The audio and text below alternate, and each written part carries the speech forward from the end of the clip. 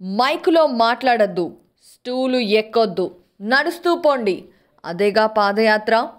చిత్తూరులో ఈ ఏడాది జనవరి 27న ప్రారంభమైన యువగళం పాదయాత్రకు మొదలైన తొలి రోజే ఎవరూ ఊహించని విధంగా నందమూరి తారకరత్న గుండెపోటుకు గురవటం తెలుగుదేశం కుటుంబ సభ్యులతో పాటు నందమూరి కుటుంబ సభ్యుల్ని కూడా ఆందోళనకు గురి చేసింది.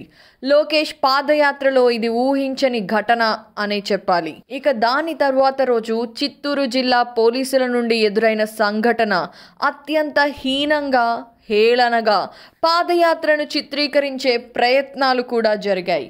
ఒకానొక దశలో నారా లోకేష్ చుట్టూ పట్టుమని 50 మంది కార్యకర్తలు కూడా కనిపించని పరిస్థితి ఏర్పడింది.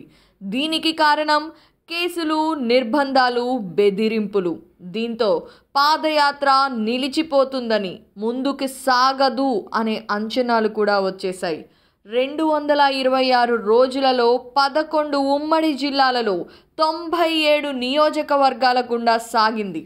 ఆ దారిలో 232 పట్టణాలు, 2094 గ్రామాలలో వివిధ వర్గాల ప్రజలతో మమేకమవుతూ ముందుకు సాగుతూ 3132 కిలోమీటర్లు పాదయాత్ర చేశారు. యువగళం పాదయాత్రలో భాగంగా నారా లోకేష్ 70 బహిరంగ సభలు, 154 ముఖాముఖి సమావేశాలు, 12 ప్రత్యేక కార్యక్రమాలు, 80 రచ్చబండ కార్యక్రమాలలో పాల్గొన్నారు. ఈ సందర్భంగా ప్రజల నుండి 5353 వినతి పత్రాలు స్వీకరించారు. ప్రతి 100 కిలోమీటర్లకు ఒక శిలాఫలకం ఆవిష్కరిస్తూ వాటిలో ఆయా నియోజకవర్గాలలో ప్రజలకు ఇచ్చిన హామీలను లిఖింపజేశారు. ఏపీలో టీడీపీ అధికారంలోకి రాగానే వాటన్నిటినీ అమలు చేస్తాము అని నారా లోకేష్ హామీ ఇచ్చారు. యువగళం పాదయాత్రలో నారా లోకేష్ ప్రజలకు ఇచ్చిన కొన్ని హామీలను ఇప్పటికే టీడీపీ మేనిఫెస్టోలో చేర్పించడమే కాకుండా మినీ మేనిఫెస్టోలో వాటిని ప్రకటించారు కూడా. నారా లోకేష్ పాదయాత్రని పోలీసులతో అడ్డుకోవడానికి వైసీపీ ప్రభుత్వం మొదట్లో చాలా ప్రయత్నించింది. కానీ దాని వలన పాదయాత్రకు తామే ఉచిత ప్రచారం చేస్తున్నామని, నారా లోకేష్కి ప్రజల సానుభూతి పెరుగుతోందని గ్రహించి వైసీపీ ప్రభుత్వం ఆ ప్రయత్నాలు విరమించుకుంది. కానీ కృష్ణా, గుంటూరు జిల్లాలలో పాదయాత్ర చేస్తున్నప్పుడు వైసీపీ శ్రేణులు ఆయనపై భౌతిక దాడులు కూడా చేశాయి. కానీ నారా లోకేష్ ఏమాత్రం వెనక్కు తగ్గకుండా ముందుకు సాగారు. కుప్పం నుండి శ్రీకాకుళం జిల్లాలో ఇచ్ఛాపురం వరకు 400 రోజులలో 4000 కిలోమీటర్లు పాదయాత్ర చేయాలని నారా లోకేష్ అనుకున్నారు. కానీ మధ్యలో జగన్ ప్రభుత్వం చంద్రబాబు నాయుడుపై స్కిల్ డెవలప్మెంట్ కేసు పేరుతో అరెస్టు చేసి ఆయనను రాజమండ్రి జైలుకు పంపించడం, నారా లోకేష్తో సహా మిగిలిన ముఖ్య నేతలందరిపై కూడా అనేక కేసులు నమోదు చేయడంతో సుమారు 3 నెలలు యువగళం పాదయాత్ర నిలిపివేసి న్యాయ పోరాటాలు చేయవలసి వచ్చింది. ఇప్పుడు ఏపీ శాసనసభ, లోక్సభ ఎన్నికలు దగ్గర పడుతున్నందున ముందు అనుకున్నట్టుగా ఇచ్ఛాపురం వరకు పాదయాత్ర కొనసాగిస్తే పార్టీ అభ్యర్థుల ఎంపిక తదితర కార్యక్రమాలకు సమయం సరిపోదు. కనుక విశాఖ నగరంలో శివాజీపాలెం వద్ద యువగళం పాదయాత్ర ముగించాలని నిర్ణయించారు. ఈ క్రమంలోనే అక్కడ లోకేష్ నిన్న శిలాఫలకం ఆవిష్కరించారు. ఇక నిన్న పాదయాత్రలో నారా లోకేష్ తల్లి భువనేశ్వరి, అత్తగారు వసుంధర తదితర కుటుంబ సభ్యులు కూడా తరలి వచ్చారు. గాజువాక నుండి యువగళం ముగింపు యాత్రలో పాల్గొన్నారు. ఇక ఇప్పుడు పాదయాత్రను పూర్తి చేసుకున్నారు. మన తెలుగు రాష్ట్రాల్లో ఎంతో మంది పాదయాత్రలు చేశారు. ప్రజా దీవెనలు అందుకున్నారు.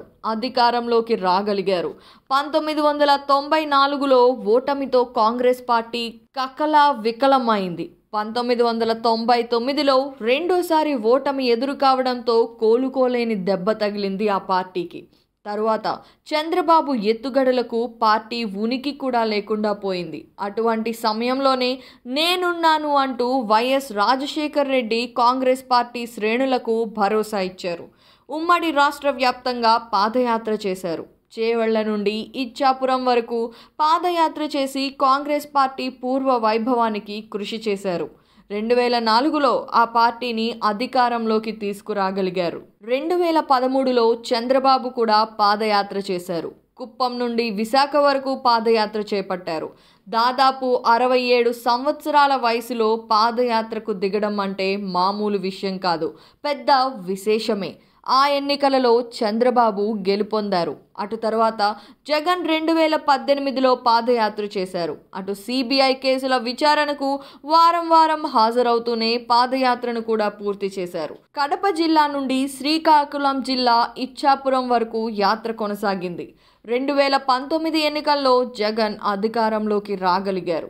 ఇక ఈ పాదయాత్రతో లోకేష్ ప్రజానాయకుడిగా, ప్రజా కష్టాలు తెలుసుకున్న యువ నేతగా నారా లోకేష్ రికార్డులను సృష్టించారు. రాష్ట్రంలో 3132 కిలోమీటర్లు పాదయాత్ర చేసిన అతి చిన్న వయస్కుడైన నాయకుడిగా నారా లోకేష్ సరికొత్త రికార్డుని రాసుకున్నారు. ఇప్పటి వరకు ఇలాంటి రికార్డు ఎప్పుడూ ఎవరికీ రాలేదు, ఇకపైన ఉంటుంది అనే పరిస్థితి కూడా లేదు. ఎలా చూసుకున్నా ఒక పట్టుదల, మరింత ఆత్మవిశ్వాసం నారా లోకేష్ను నిజమైన నాయకుడిగా నిలబెట్టాయి అనటంలో అతిశయోక్తి లేదు. అదేవిధంగా 2024 ఎన్నికల్లో టీడీపీ గెలుపుకు లోకేష్ కారణం కాబోతున్నారు.